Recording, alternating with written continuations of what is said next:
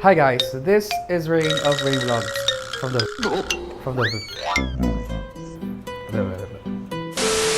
안녕하세요. Re인에서 온 필리핀. 안녕하세요. 필리핀에서 온 Rein이라고 합니다. Hi everyone, this is Rein of Rein Vlogs from the Philippines. Yes, this is gonna be my first time revealing myself and talking with you guys. Because in this video, I'm gonna be sharing with you some of the tips I know on how to learn the Korean language. 이 영상에서는 제가 한국어를 배울 방법이 여러분들과 함께 공유하도록 해보겠습니다. 아시다시피 제가 한국에서는 2년 동안 유학한 것이에요. 어떤 상황을 일어나기 때문에 제가 중퇴하고 귀국해서 필리핀에서는 다시 공부하는 예정입니다. 자, 지금부터 제가 한국어를 어떻게 배울 건지 알려보도록 하겠습니다. Well, so because of what is happening right now, the pandemic that we are experiencing, many people, try to discover their talents, try to discover things that they can do. But one thing for sure, many are staying at home to hear the call of our medical frontliners. Salute to you and to your hard work. And as we stay at home, we enjoy watching videos on demand like on YouTube, Netflix. Because of that, many people are being familiarized with some of the Korean dramas. And some of my friends keep on telling me like, Rein, I do hope that in the latter or in the future, I can be able to watch Korean dramas without knowing the subtitles. And you know what? It's really comfortable when you are familiarized with the language and as you start watching the dramas or the movies without any subtitles. That's why I'm making this video so that you might be able to know some of the tips. I know I'm not speaking on behalf of the foreigners who were able to study Korean language. Hence, I am just speaking for myself. So if you think I did something incorrectly, you may leave it on the comments down below. Let's help together in sharing our talents and skills.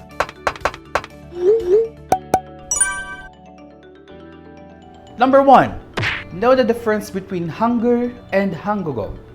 So many people are wondering what is the difference between the two. And yes, some are kind of like confused about it. Well, I really know many who are like, Rein, can you please teach me Hangul? I was like, oh, so you were pertaining to the alphabet. No, I'm talking about the language. No. Hangul is actually the Korean alphabet, while Hangugo is the language itself. Again, Hangul, Hangugo. Hangul, Hangugo. Hangul, Hangugo. Again, Hangul and Hangugo are different.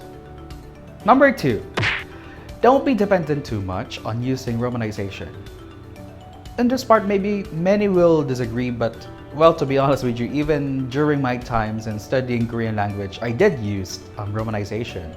But it's just because for me to be able to get familiarized with the correct pronunciation of the alphabet and not of a certain vocabulary.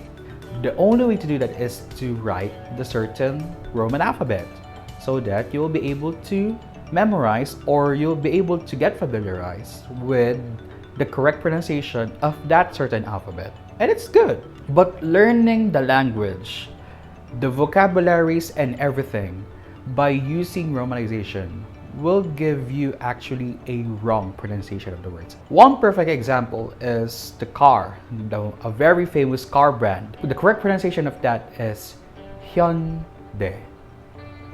Hyundai. Hyundai. But because of Romanization, many people thought it's Hyundai. Hyundai. Hyundai. Hyundai. Know the difference.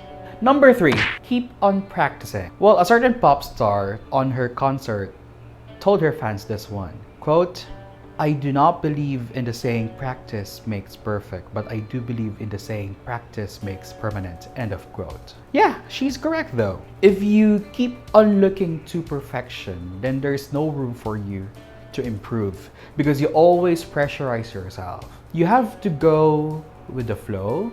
You have to be in the process. Like, there's no need to rush when learning the language. It's an unfamiliar language, and at the same time, their characters, the certain alphabet is also unfamiliar to you. So There's nothing wrong when you learn it in a slow way. It's just for you to make it, or it's just for you, you just have to keep on practicing for you to be able to make a permanency to that. Number 4, don't get scared when committing mistakes. Because you know what?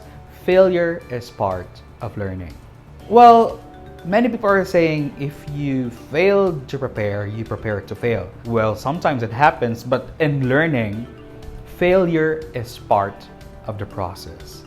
If you see failure as one of your stepping stones to success, then you'll be able to do what you wanted to do. And because of what is happening right now, I started thinking, should I teach Korean, by the way, or just the basics? To be honest, I am not in the position yet to teach the language because I didn't take my topic yet. Well, because of what is happening due to pandemic, and yeah, currently I'm in a quarantine. As much as I wanted to take the topic or the test of proficiency in Korean language, the situation that is happening hinders me to do that.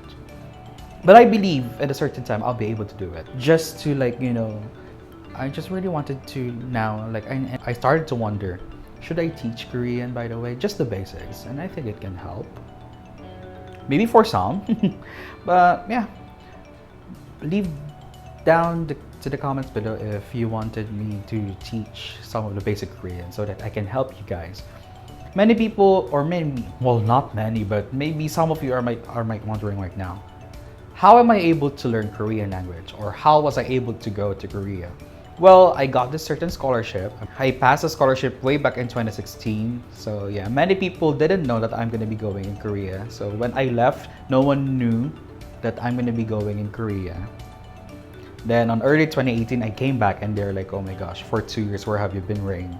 Then they were all surprised I started speaking, Korean language. And on the program that I got, well, I think it's not just on my program, but I think the majority of the foreigners who are aspiring to study in Korea, or to those who are wanting to apply for an exchange program, foreigners are kind of required to study or to take the Korean intensive language courses. Take note, it's intensive. Intensive means for certain hours, we are not allowed to talk in our own native language, or we are not allowed to communicate using English. So at first, I was really shocked because, to be honest, I really don't know Korean at all, ever. I really don't know how to speak. Just, the simple 안녕하세요, mispronounced 감사합니다. That's the only 2 words that I know before I went to Korea. And the journey started. So for the first week, first week was just 5 days, 4 hours a day. So for 5 days, 4 hours a day, we started learning the alphabet, all of them actually. And we started reading the Korean alphabet. Ka, na, ta, ra, ma, pa, sa, a, cha, cha, ka, ta, pa, ha. Those vowels, those sounds. Yeah. Then after a week, we started reading, we started writing more and more. And to be honest, I really wanted to poke fun of my penmanship because, I really did look like a kindergarten learning once more. I really have an ugly penmanship before while learning Korean. And yes, the pressure is there because, it's intensive. So I was like, how am I going to be able to learn the language just by being dependent on the Korean language training? So I started getting familiarized with the Korean dramas. At first, I was watching it with subtitles. Then I tried doing what we call shadowing. Shadowing is that now that I am familiarized with the alphabet itself, I am going to be trying to listen to a certain words or a certain dialogue, and if I am confident enough to guess the word, I'm going to be trying writing it. Well, not just about the confidence, but regardless of right or wrong, for as long as you try to practice your listening skills and writing skills, there's nothing wrong with that. Shadowing is one of the best so far.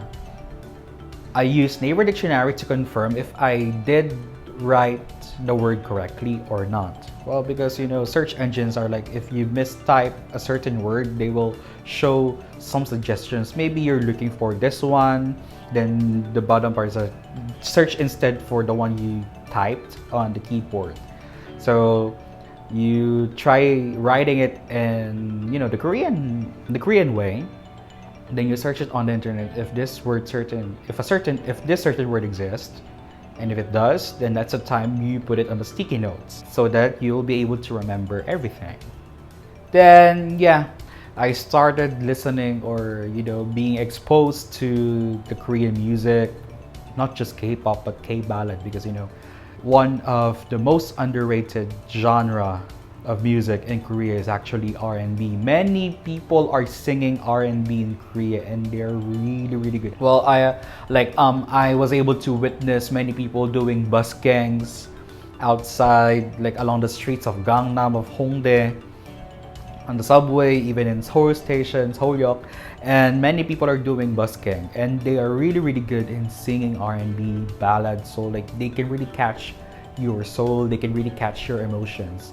And because of that, I even tried doing shadowing by listening to K-ballads, because, you know, K-pop, there's nothing wrong with listening to K-pop, but as a learner during that time, like I was kind of like having a difficulty because the words are really fast. Well, to be honest, even up to now that I am here in my country for almost 3 years since I came back, I'm having already a difficulty in speaking straight Korean. I am no longer using Korean as my medium or main medium of communication. Well, no one speaks Korean in my city, well, except for a person that I met. And well, he's in Korea right now because of his military duties. But all in all, I wasn't able to use my language. I wasn't able to use my Korean skills the moment I came back, because no Koreans are living here in my city, by the way. But still, thanks to Kakao Talk, I'm still able to communicate with my friends. Well, even on Instagram and Messenger, I'm still able to communicate with them using Korean language. But to be honest, in speaking, I think I already failed because, you know, that's what I've said. I am no longer using Korean as my medium of communication. But yeah, that's what I've said a while back. Practice makes permanent. So I'm gonna be doing it again and again. And I think as I try to teach you everybody on how to pronounce what are the Korean vowels and consonants, then I think I'm gonna be able to learn it again down the process. 지금부터 레인이었습니다. 잘 들어주셔서 너무너무 감사합니다. This is Rein, and thank you for watching for my videos, and I hope to see you soon. Bye.